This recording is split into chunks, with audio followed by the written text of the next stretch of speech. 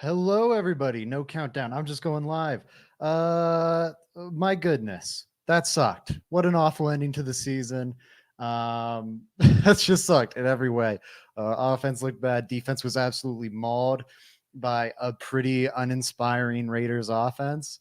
Very little went good there. I think the one positive, probably Broncos draft position. I mean, that's looking nicer. They're locked into the 12th overall pick, which hey, that's not terrible. I think you can make a jump up to maybe be in range of one of these elite quarterback prospects with such a pick. So I don't know. Maybe things are looking up.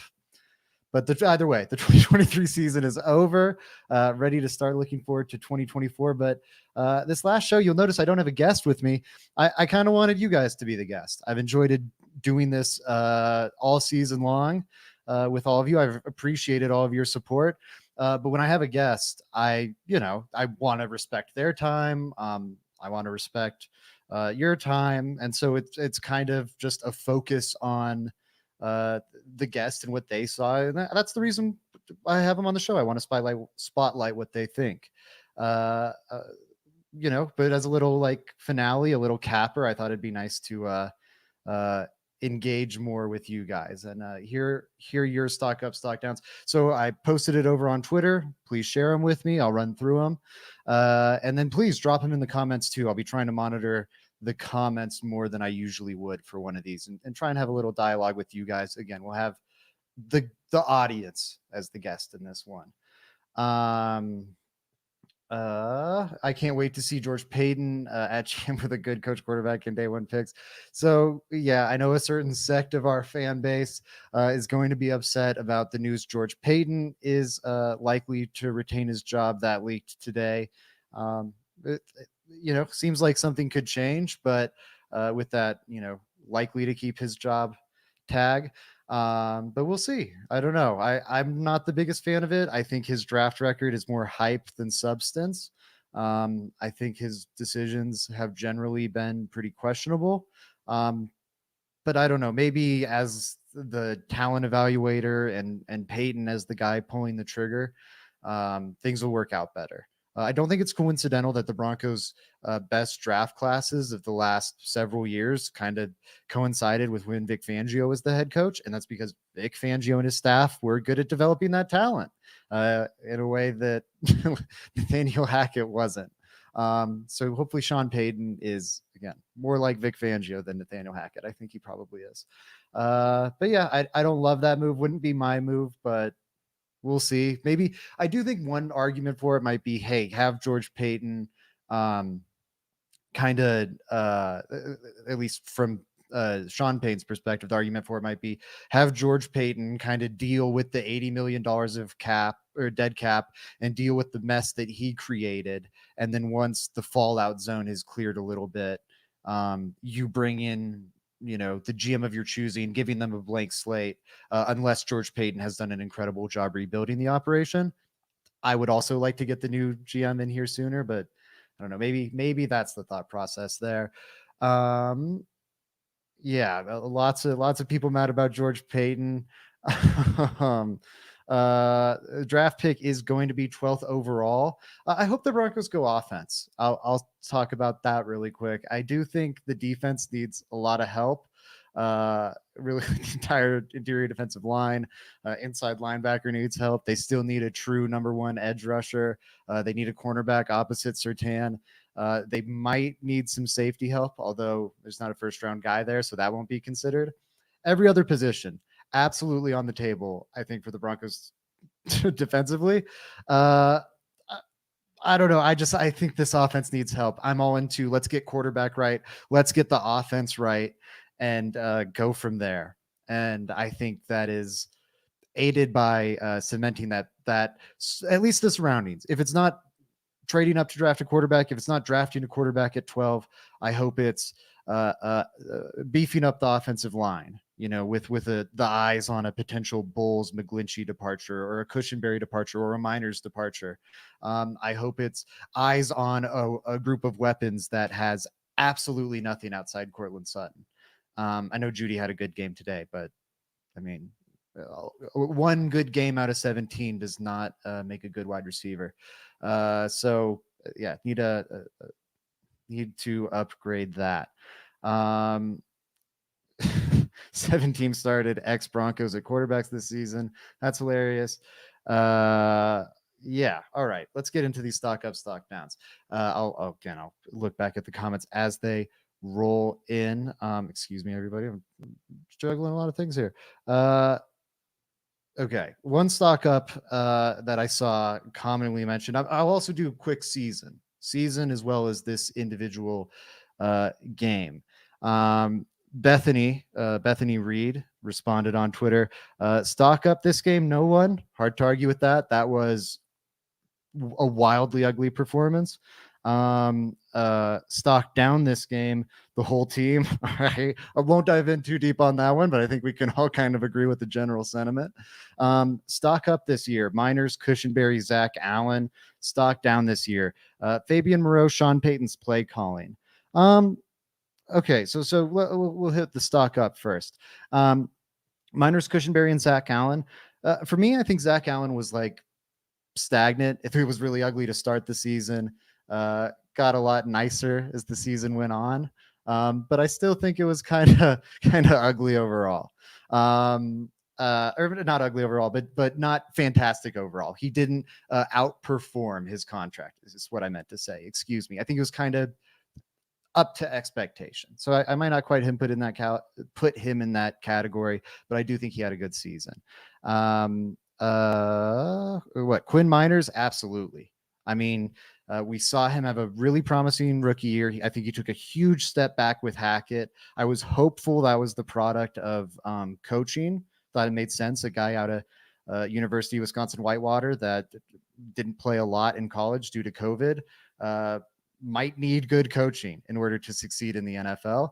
I think that hypothesis lines up with what we saw this season. I think Zach Strief was a pretty good offensive line coach, and Quinn Miners was a heck of a lot better. I don't agree with Matt Millen's talent evaluation, and he's generally been pretty poor at it, but he said he believes Quinn Miners is the best guard in the NFL, which to have a guy that's even in that conversation, I think is pretty far out. Stock down, Fabian Moreau. Again, I think generally over the season, his stock is up, though today was a disaster fire. He cannot be the starting cornerback next year. We'll dive into that a little later, I imagine, focusing on this game. And then Sean Payton's play calling. I think there's some truth to that, honestly. And I do think Sean Payton strongly adapted his offense to Russ. I think he pulled almost every lever, not all, but almost every lever at his disposal to try and maximize Russ. I think he generally did a pretty good job of that. I also think he could have gotten a lot more out of, like, look at what Kevin Stefanski's doing with Joe Flacco, or what Shane Steichen is doing in Indianapolis. I feel like there's probably more he could have gotten out of this offense. Now, talking out of both sides of my mouth, I think the running back group was pretty poor this year, or at least no difference makers in that group. I think the wide receiver group was pretty poor, bad, straight up bad outside of Cortland Sutton this year. Tight end is nothing to write home about. Again, quarterback I don't think is great. So maybe it is impressive he got out of it what he did, but I don't know. You traded a first round pick for the guy. My expectations are still a little higher. I am still left wanting from the Sean Payton experience after this first season. So I think it's fair to hit him with that critique. Season stock up. This is from our very own Carter. Shout out to him. He's done awesome work for LTB this year, running our socials. He says stock up is easily McMillan. Also mentions Cush is a good option. Stock down for the season, McGlinchey and Mathis. I mean, who would disagree there? McMillan, what a find. I think that's maybe the brightest spot of this Broncos season. Nickel cornerback is a valuable position, in my opinion. I think it's underrated in terms of its value. And they found a stud. I know he had a bad game today. He absolutely did. Cornerbacks are going to get burnt. It's part of playing cornerback. Offensive linemen are going to get burnt. Part of playing offensive line. It's a position where the wins aren't very noticeable and the losses are super noticeable. And he had plenty of losses today. I still think he looks like he's going to be a quality long-term starting nickel, and the Broncos have financial control over him for 2-3 years after this for very cheap. And as you're trying to recoup 80 mil in dead cap in terms of value on this roster, you need to find it in those little places. Having a nickel play like one of the elite nickels and you're paying him nothing. All right, now we're making up maybe $4 million in roster value there. It's a drop in the bucket, but still something. So yeah, agree there. Cush, yes, he was awesome this year. I really hope they retain him. It'd be frustrating if the moment he becomes a good starting offensive lineman, the Broncos let him walk out the door. And I think that's also valuable. I think a veteran center, a proven center is valuable for a rookie quarterback or an unproven quarterback, a guy who you're not going to trust to make as many adjustments at the line as Russell Wilson was making. That was one thing he was doing a lot of this year and was doing a good job at. Barring something really surprising, there's going to be a lot more of that on Lloyd Cushenberry or whoever, sorry, the center's plate next year. I think it'd be ideal to have Lloyd Cushenberry, a guy familiar with this system, who's pretty dang good at his job in that spot. All right, let's get some live comments here. I'll get back to Twitter in a bit. What was the last thing I saw here? Okay, we don't need edge. Browning, Benito, and Cooper got it. I disagree. I think they have good edge depth. I don't think they have a dude in that room, and I think you need a guy.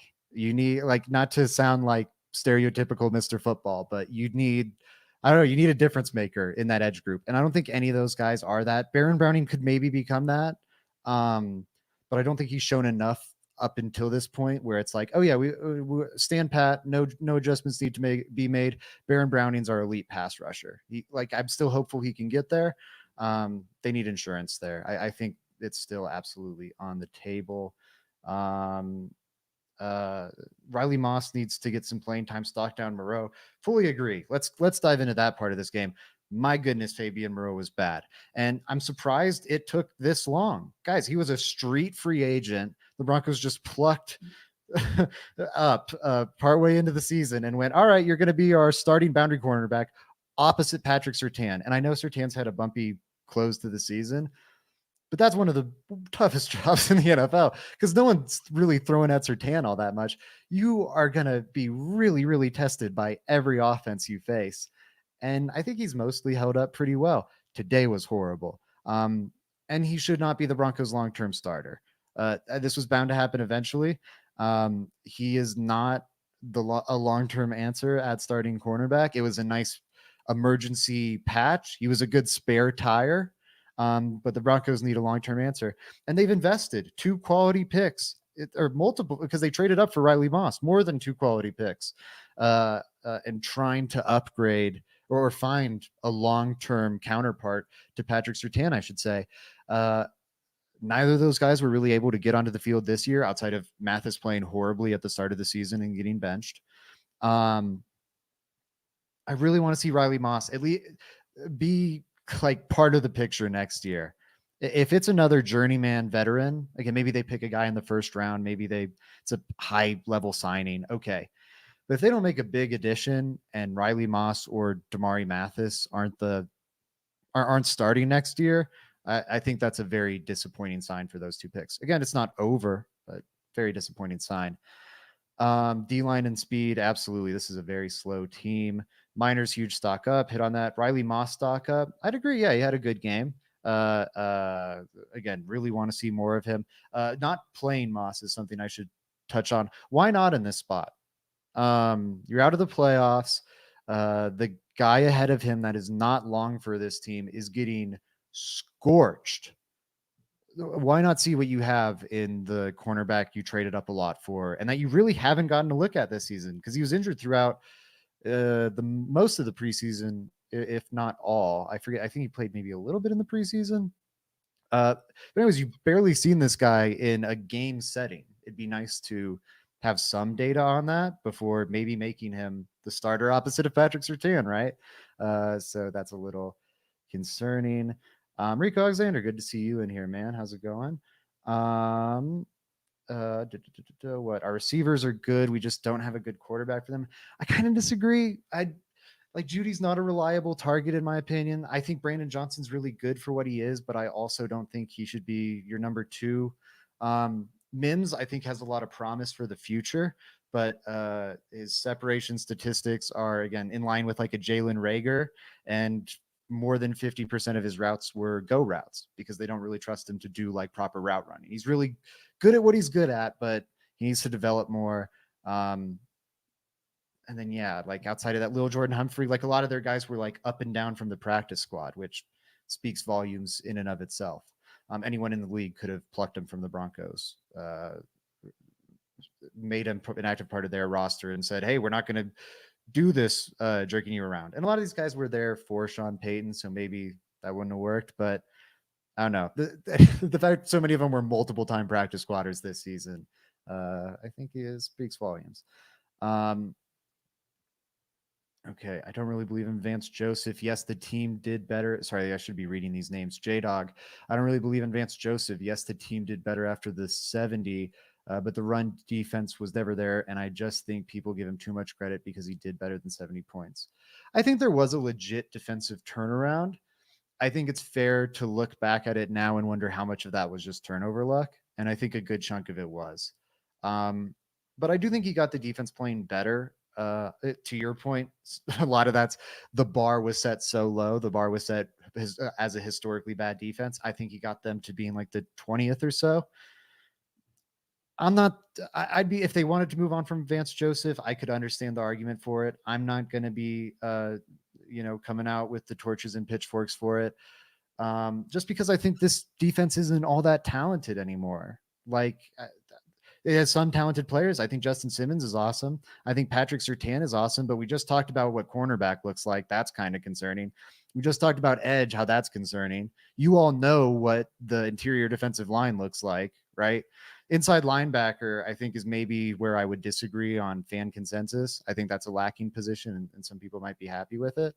But even if that's where we want to differ, okay, you think they've got good inside linebackers. I don't think they do. Let's say they have great inside linebackers. If you've got nothing but good inside linebackers, it's tough to build a strong defense out of that in the modern NFL. And again, he got it to like 20th, I think, if you remove that turnover luck. I would guess it's around there. I think in success rate, actually, they're like 12th, which is going to, again, looking at down-to-down sustainability of that defense. So I think the Vance Joseph turnaround was legit. I do think, again, it was far from perfect this season, and there's room for complaint. Yeah, I kind of get what Frankie's saying here. Don't really want to invest heavily in cornerback too. I don't either. I'd sign a veteran that you can trust, or maybe not trust, but guy that's not going to terrify you if you have to end up starting him because Moss and Mathis aren't it. But again, you really got to be hoping these cornerbacks you drafted relatively high, again, considering how few picks the Broncos had, you got to hope they're contributing for you at some point. So yeah, I would not be taking another big swing on cornerback too, ideally. If the Broncos do, speaks volumes about those picks. Again, no verdict will be set in stone for a while. They're young guys, but it'll be ominous.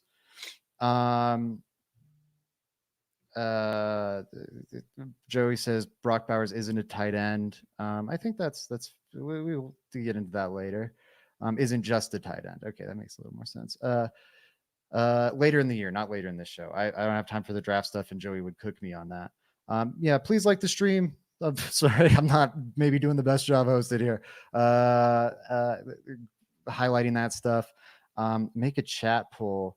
I don't know how to do that. It'd be good if I did, and I probably should figure it out. But yeah, please like the stream. Appreciate any support you guys give it. That's easy way to show your love for the show. It does make a difference for me, Joey, Bree, and the rest of the LTB crew. And we're always very grateful for it. So thank you. On offense needs are cornerback, center, and tight end. I think wide receiver is fine. I think it's fine. I think that's a good way to describe it. I think you can get away with it. But one thing I am wondering, looking at, and it was different this game, but when I was looking at how Jarrett Stidham was just as bad as Russell Wilson with in terms of dealing with pressure, I think the data on the offensive line is meaningful. And all the data suggests that this is a good offensive line, but we are seeing a lot of breakdowns happen. So why is that? I think the quarterbacks are just not good at making the offensive line look good is a huge part of that. But I also think it might be something beyond that because the Broncos are 32nd in the league in that category in terms of like mitigating sacks. So not in terms of total sacks allowed, but on a rate basis. So why is that happening? Part of it, I'm thinking maybe receivers aren't getting open enough. Because again, the numbers with Stidham are so similar to Russ. I don't think it's just the play style of quarter. Again, Stidham could just be just as bad as Russ. I think that's a very valid explanation, but I don't know. I'm eyeing the receivers a bit. I do think they might need a little more. I also think they could maybe kind of squint and get away with it a bit. What is the problem between Russell Wilson and the Broncos? Oh, hey, this might be a good little spot to drop. No, I'll save that for Monday. I got a little Russell Wilson nugget from member of the Denver Broncos that is pretty interesting. I'll save that for tomorrow's show, though. Just so we can somewhat stay on topic. I've already been bouncing around plenty. The problem between Russell Wilson and the Broncos, the Broncos are ready for a divorce. They don't want to risk that injury guarantee. Russell Wilson wants to play football, and he wants to protect himself contractually. Those two motivations, I think both sides are entirely justified in having. Don't overlap. There's not much middle ground in that Venn diagram. I think it's two separate circles, and I think that's the problem. And then you're looking at two sides with incredibly strong media arms. Sean Payton, very tied in with media. The Denver Broncos in general, as an organization, are very tied in with media relative to other NFL teams. And then Russell Wilson, relative to other players, very tied in with media. So I think that's why it's getting as messy as it is. Who's your number one cornerback, Kool-Aid or Nate Wiggins? I legitimately have not studied either. I've caught their games, but I haven't had the time to study either yet. I've just been focused on NFL. Ask Frankie, ask Joey, ask Robbie. I think they're going to be leading draft coverage for us this year, and I couldn't trust anyone more than them. Their eye for talent, I think, is frankly unparalleled in this Denver media game. So if Frankie says Nate Wiggins, I defer to him. All right. See you, J-Dog. Thanks for sticking around as long as you did. Okay, I got to get to these Twitter comments. I'm sorry, everybody. I'll get back to YouTube in a second. All right, everybody. Joey said down Fabian. Hit on that. That was pretty poor. Stock up for the game. This is from Old Whale Bitcoin. Okay. It says stock up for the game is Mims. Stock down for the game, Vance Joseph. Hit on Vance Joseph. Totally fair for stock down. That was a bad game from him. Stock up for Mims. I love that pick. He looked every bit like a Pro Bowl returner in this one. It's like, oh yeah, no, that's why he's going to the Pro Bowl. Not that that's like the best measure of anything. Be cool if he makes all pro as a returner. At the very least, I think he's going to be a difference-making returner for years to come. Again, hopefully he develops as a receiver, but we even saw some of that. Like he had that 3rd and 16 conversion. That was pretty sweet. So yeah, I don't know. I'm very optimistic about Marvin Mims, even though I don't think he was there yet. All right, let's see what else he said. Oh, and then for the season, he said stock up, Sean Payton, stock down, Javonte Williams. Again, I think that's valid to critique Sean Payton for falling short. I think it's also valid to feel really optimistic about the future. That I kind of fall more in the optimistic camp with Sean Payton. I agree that there are faults there. I'm not trying to say he is a messiah or a savior by any means. There's faults. But I think you open 1-5. You have this very messy situation with your quarterback occur at 3-5. One, you turn it all together. You turn it all around, get back in the playoff hunt. I think that's very impressive. You have the turnaround on defense. I think even though he's not really running the defense as the head coach, he's the CEO of the organization. I thought that turnaround specifically was impressive. I thought getting as much out of the offense as he did was impressive because I'm pretty underwhelmed in general by the talent on that side of the ball. But yeah, I think it's also fair to still want more. So get that side of it. And then he said stock down for the season, Javonte Williams. it's hard for me to put him stock down just because we didn't know if he was going to ever play again this time next year or this time last year. And here we are. And yes, it was, not the same old Javonte, but hey, let's see. Let's see a year from now. I've got my fingers crossed. I do think the Broncos need some insurance at running back. But I'm optimistic. The recovery he made to get ready to play for week 1 was truly mind-blowing. I'm hoping that this offseason maybe he can make a similar leap, but this time, to like from playing to being awesome again. Let me see. Stock up, Cushionberry. This is from Ryan, AZ Bronco fan. For the season, stock down is Wilson. Stock up is Cushionberry. I wouldn't have Wilson as my stock down. Just same thing I kind of said about Javonte. I mean, this time last year, Wilson was a bottom 5 quarterback. I've been very critical of him, but I don't think he's been a bottom 5 quarterback this year. I think he's going to be a likely starter entering training camp next year. And will probably be added to a team on the verge of the playoff hunt. Like I think the Falcons or the Steelers make a lot of sense. Maybe I think the Vikings were the betting favorites the last time I saw, which my stance on Russ has been clear, but I think he's in a better spot now than he was a year ago. I'd say that despite the divorce and everything happening. Respect the take though. BJ, wide receiver. So Brandon Johnson is the stock up for this game. This is from our very own Paul. Shout out you, Paul. Stock up Brandon Johnson for the game. Yeah, he had a nice game. I like that pick. Stock down today. PS2. Yeah, Surtain. I'm curious to see the data on this one, but hasn't been great. I think this round goes to Devontae, so I think it's 2-2 overall. Yeah, circle that first matchup again next year if Devontae's still a Raider. I don't know. I don't know what it is, but Surtain has not been wowing down the stretch.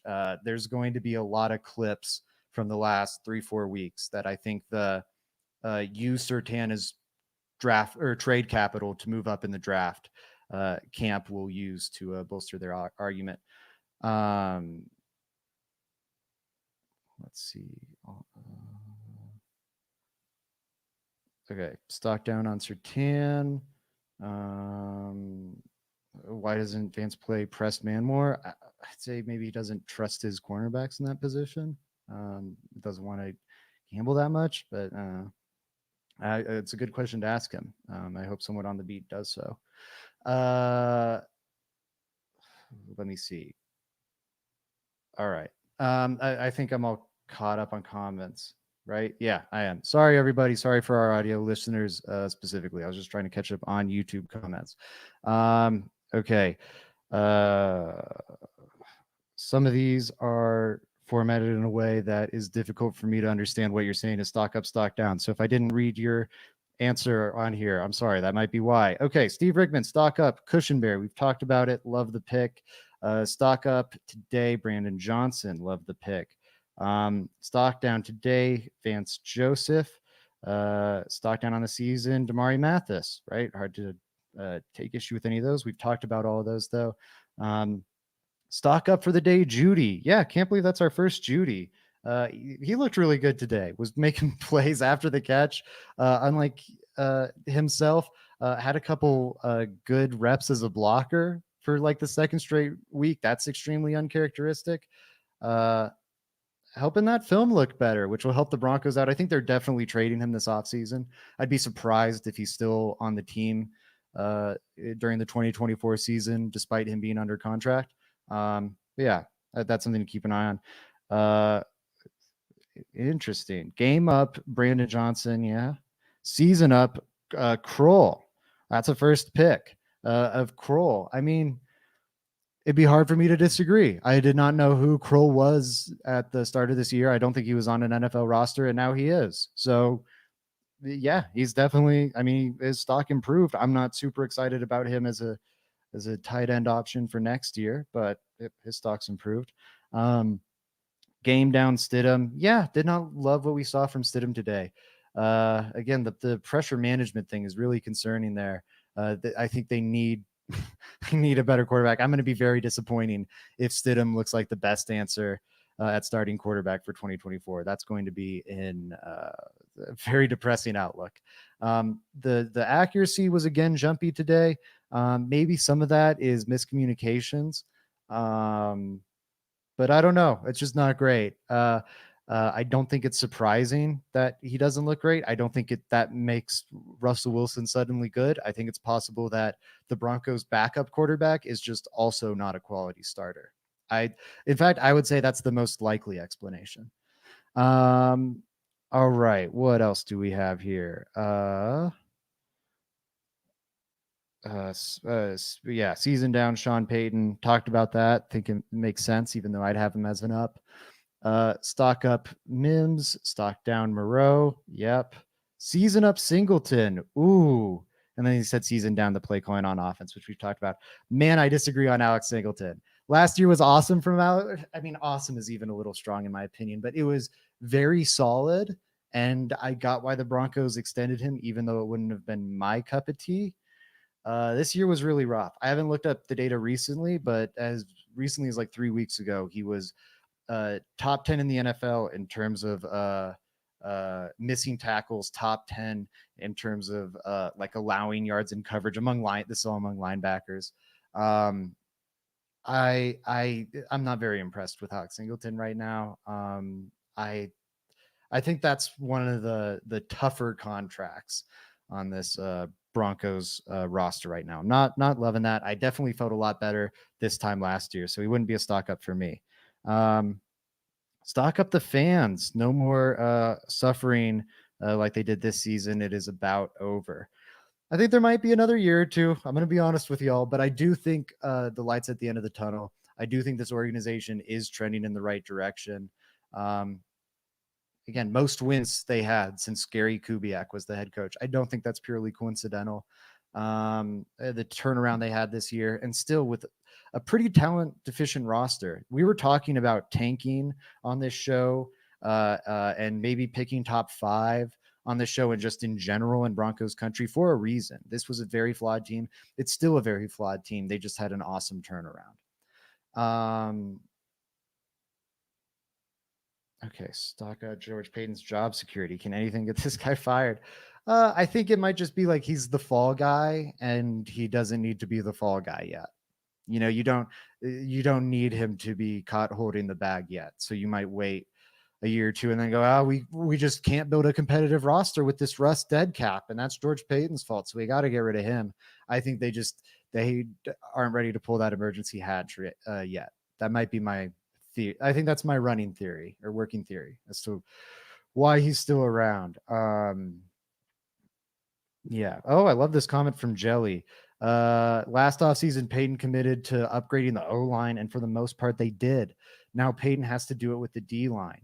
Yeah, the D-line the defensive front's really rough. We saw a huge step in the offensive trenches this year. Hopefully we see it with defense. All right. Going to get these last few pretty quick. Up for the season, Jaleel McLaughlin. Absolutely. I hope he competes for the starting running back job next year. Didn't, shine super bright today, but overall, I'm very excited about him. I think he's a promising player. I think he could end up being more than Philip Lindsay was. I'm not going to bet on it, but I think it's possible. I think he might be a little more versatile in the passing game, and as a result, a little more useful of a tool. All right. What else? And you too, McLaughlin. Also, Cushenberry, yep, up for the game. Brandon Johnson might be scary next year. I got high hopes for him. Yeah, hey, I mean, he's Chad Ochocinco's nephew, so definitely some talent in the family. Mike McGlinchey down for the season. Oh, I kind of glanced over that one earlier when it came up. That's a good stock down. They paid him like a elite right tackle, and he was a very poor right tackle. That's poor. So yeah, a huge stock down. Fully agree. Hopefully Zach Streif figures something out with him, but I don't know. It never happened in San Fran. I kind of don't think it's ever going to happen in Denver. I'm worried about that contract. Up Stidham, down Vance. This is from Keola coming. Sorry, I've been so bad about reading people's names. This is why Bree and Joey normally host everybody. There's a reason I deferred like a year ago from this responsibility. or 2 years ago, I should say. Um, uh, okay, I think up for the game, McGlinchey, Lock Sutton, none, Javante. I'm sorry, I'm not fully sure how to read Dynasty G Gen's response, and then Murrow as the stock down for this game. Agree with all of those. All right, back to YouTube. Then I'm getting out of here. My throat is about to give out. Um, uh, would you trade Sertan to get up to a top 3 pick? I don't know. I don't know. I hate this. This is the question I'm going to be dodging all off season. Because I get both sides. I think Sertan's awesome. I think it's very hard to get good ROI on a Sertan trade. It's just so hard to to accomplish that, in my opinion. I think really the only way to do it is by using it to acquire an awesome quarterback. And I think these quarterbacks in the top 3 are pretty awesome. So I would generally say no. I'd say the one time I would trade Sertan is to get a good quarterback. This might be the time I do it. I would rather, I think, trade capital, but I don't know. I'm very non-committal in my stance right now. I want to do more research before I have a strong opinion, but I'd kind of lean yes right now. On to the next question very quickly. We need more players with Mick. I'm for the Mick Super Bowl. I like that idea. I'm down for that. The talk with Rashard Mendenhall. Why did Russell fail with Sean Payton? He failed with Hackett, but Hackett sucked. I don't think he failed with Sean Payton. Like, I think he's just not a very good quarterback anymore at this point in his career, I guess is what you're getting at. I think, it worked out about as well as it could have. They got about as much juice out of that situation as was in it. So I think that's fine. What else do we got here? Just the same question. Yeah, imagine us with Jaden Daniels. I agree. That could be very fun. PS2 is awesome, but JD could be our franchise quarterback for many years. Yeah, but you could also whiff entirely. And then you just traded a franchise building block for effectively nothing. And it won't just be the franchise building block, it'll be the franchise building block and additional capital. Again, I fall on the side of yes, but oh man, I'm gonna be nervous. I think it's a queasy yes. I think I'm gonna say yes, and I'm gonna have some stomach problems for the next 8 months or whatever. Longer than that, probably, before you figure out whether or not it was a good idea. Yeah, Marcellus is saying he wouldn't trade him. I get it. He could be our Lamar Jackson. Again, he could. He could also not. I'm kind of with Indy. I kind of like the idea of trading for Fields. If I'm also a fan of the home run pick. Admittedly, I was texting Joey about this idea yesterday, going like, man, I kind of think they should trade up, do something aggressive there. But a cheap bet on Fields, who I think is also pretty phenomenally talented, and is showing some serious signs of growth this year. Although he has a lot of overlap with Russ, I think he's mostly different, and it's a cheaper gamble. So that would be my thing. If you don't want to make the home run swing at quarterback, I like the option of Fields because I think it still has the upside of maybe finding a long-term starter. I get why you would doubt that it's going to work out that way. There's a reason he's available. But I think it's an option for that. What about Caleb Williams? Yeah, any of the top 3. I would trade up for really quick. This is from Atomic. I should be saying your guys' names. I'm so sorry. From Atomic. Zach, what about Caleb Williams? Yeah, May would be my number 1 right now. And then Williams and Daniels, I want to study more before I come down strong. I think I'm probably still Williams over Daniels.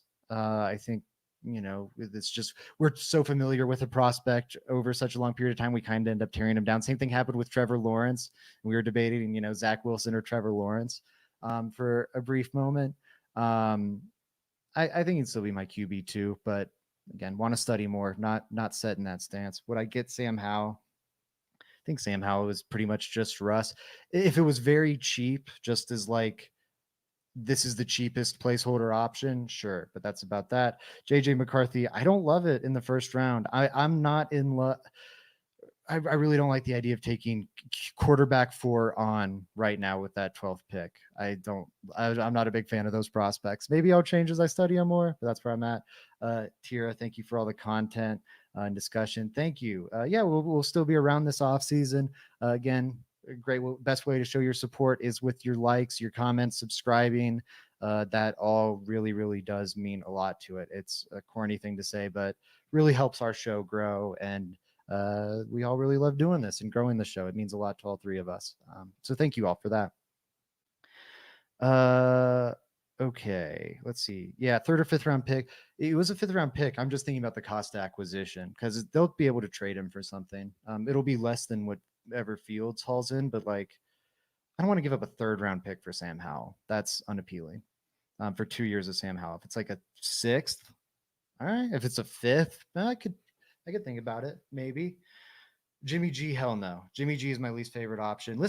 Go check out our quarterback ranks. Actually, really quick, go check out our quarterback ranks. Joey and I went way more in depth on this topic.